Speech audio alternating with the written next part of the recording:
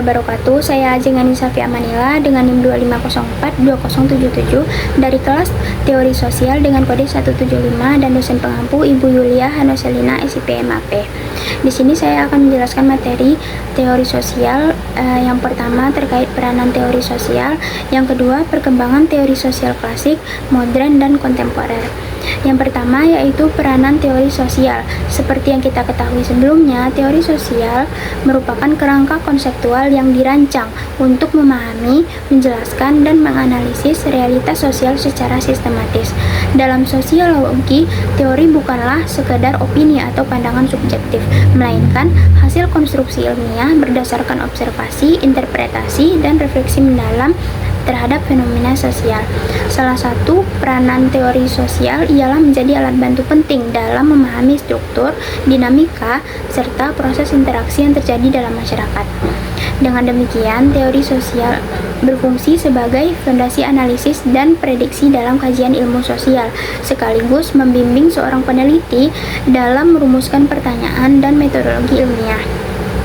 Selain itu, teori sosial juga berfungsi untuk menjembatani antara data empiris dan abstraksi konseptual, sehingga memungkinkan seorang peneliti dapat menginterpretasi gejala sosial secara sistematis dan juga kritis.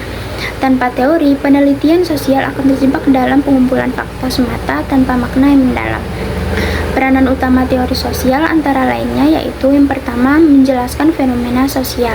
Teori sosial memberikan penjelasan mendalam tentang berbagai masalah seperti hubungan kekuasaan, struktur sosial, gender, budaya, dan juga konflik. Yang kedua, panduan penelitian atau metodologi. Teori berfungsi membantu peneliti dalam menemukan data di lapangan, menyusun laporan, dan menganalisis data yang diperoleh. Yang ketiga, dasar kebijakan pembangunan.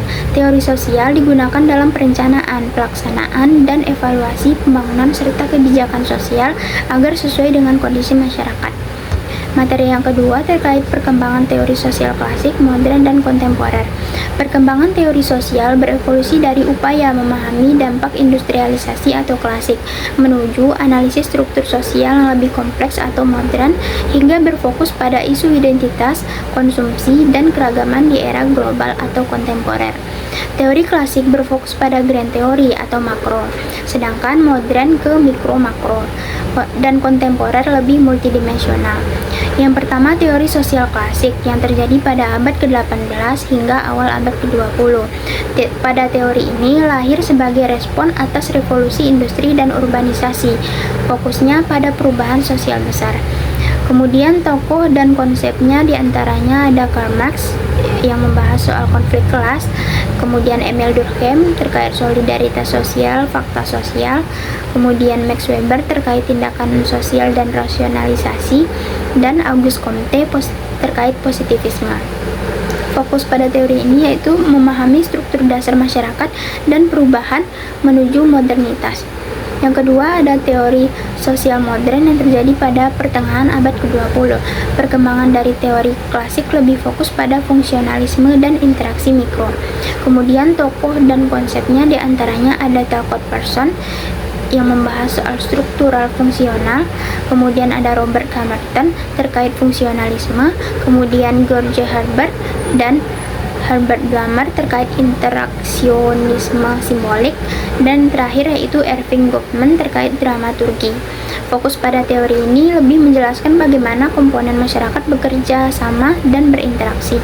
Kemudian yang terakhir ada teori sosial kontemporer yang terjadi pada akhir abad ke-20 sampai dengan sekarang, yang dimana fokus pada teori ini mengkritisi dan memperbarui teori sebelumnya, menjawab kompleksitas masalah modern. Kemudian tokoh dan konsepnya diantaranya teori konflik modern oleh Dahrendorf Kaiser, kemudian teori kritis postmodernisme oleh Foucault dan Baudrillard, kemudian feminisme, teori konsumsi, dan identitas. Fokus pada teori ini yaitu terletak pada masalah budaya, gender, konsumsi, dan isu-isu global yang tidak terjangkau oleh teori lama.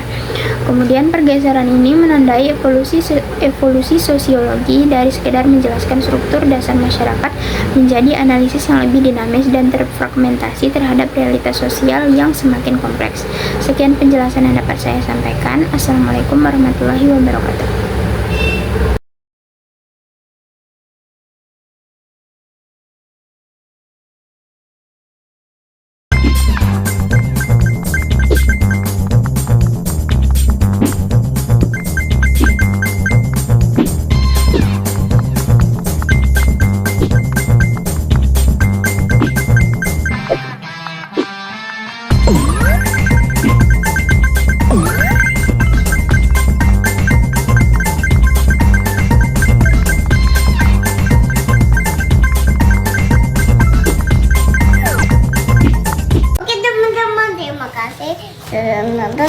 videonya.